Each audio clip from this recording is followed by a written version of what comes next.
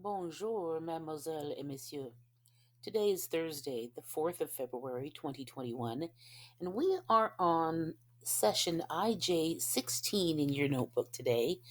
That might surprise you since Tuesday we were on session 11, and we're going to quickly jump to 16 by way of session 15 as well. We're going to sort of steampunk things today. I can listen for the relationship between verb tense and voice.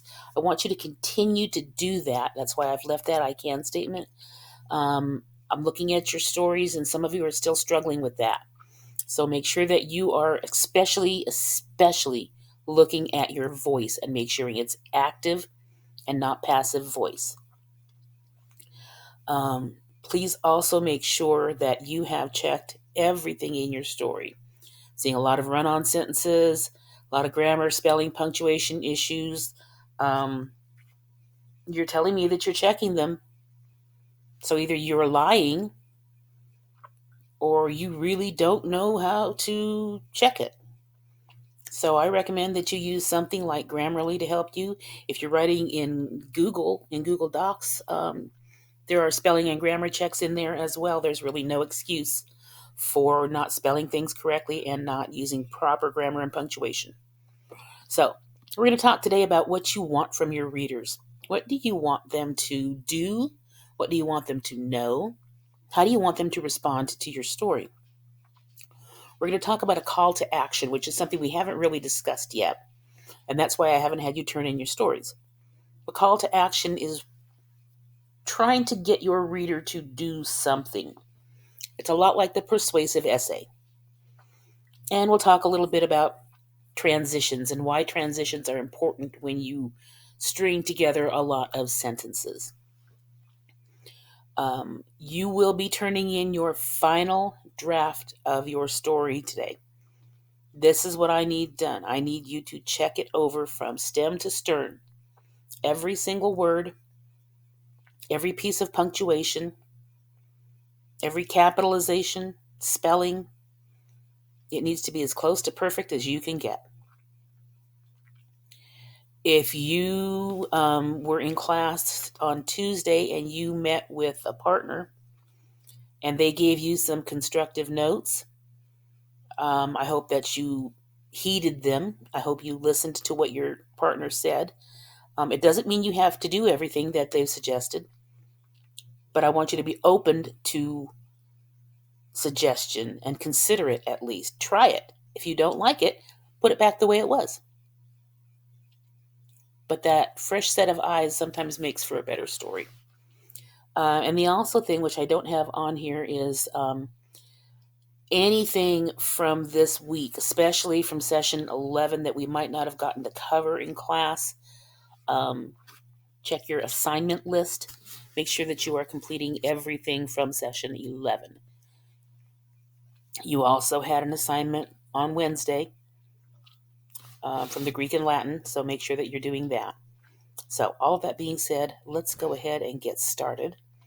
What do you want your readers to do? What do you want from them?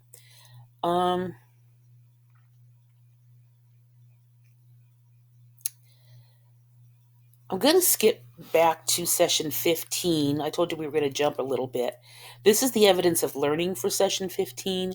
And the reason that I'm showing you this is because I want you to get your readers to participate in your story. Give them something to do. At the end of your story, they should have an assignment. Kind of like Smokey the Bear says, only you can prevent forest fires. Okay, that puts the onus on you to prevent forest fires. So we talk about these moves that help you engage the reader and entice them to do something. We'll talk a little bit more about that in a moment. It's called a bandwagon statement. In this one, it says, for more information on youth leadership and character development, contact the school counselor's office or Ms. Turner, the student activities coordinator. So in this particular piece, apparently, they're trying to get people to participate in the youth leadership and character development program. So they're telling them who they should contact to get information about it or to sign up for it. So again, engaging that reader. We want the reader to participate. Let me go back now and let's talk about that call to action. I'm going to make this quick so you have plenty of time to work. The call to action is done through bandwagon statements. And bandwagon statements, you should have been taught those in 7th grade in your persuasive writing. They are, it's the everybody's doing it, so why aren't you? Don't you want to be like everybody else? Join the crowd. Be one of the popular people. Be the cool kid. You are appealing to their sense of wanting to belong. You want them to feel like they're part of it. So it's that call to action that you're looking for. A bandwagon statement is a form of propaganda.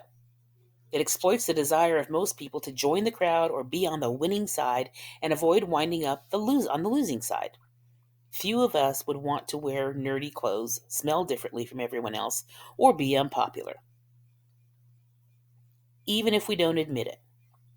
Secretly, we want to be those cool kids. We want to be part of that group, even if it's just a little bit. So when you are writing a story about social issues, what you want them to want to do is help the cause, make things better for society.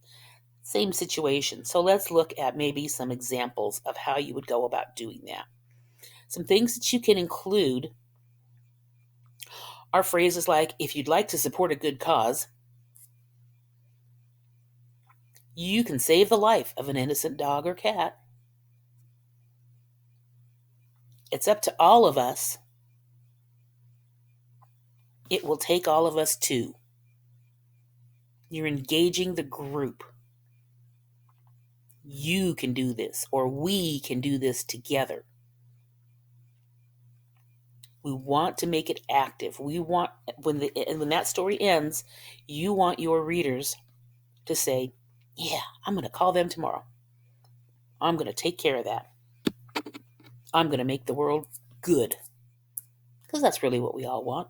We want to live in a nice, happy, healthy, pleasant world where we're not locked up in our homes 24 hours a day. So the next thing I want to talk to you about very quickly is transitions. And the transitions are those things that help you connect thoughts and ideas and sentences rather than just writing a series of sentences that don't necessarily relate to each other. You need to keep your writing organized, and it needs to follow a flow. So when you talk about transitions, you can use things like we talked about anecdotes, background information and survey results, statistics.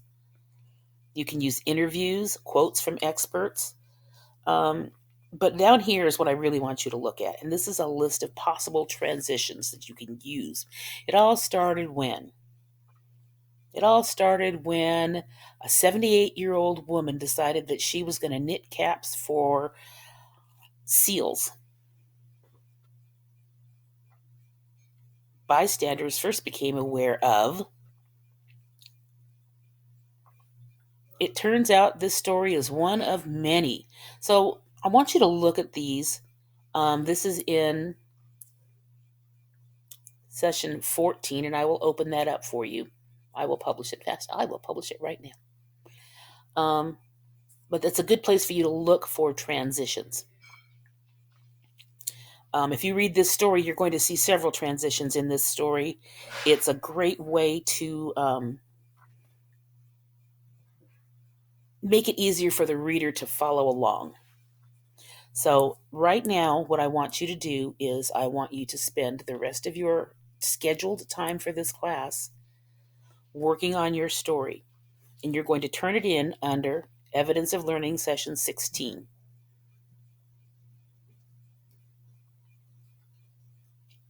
And I will publish that right now. And Once you've done that, go back and make sure you have everything completed for session 11.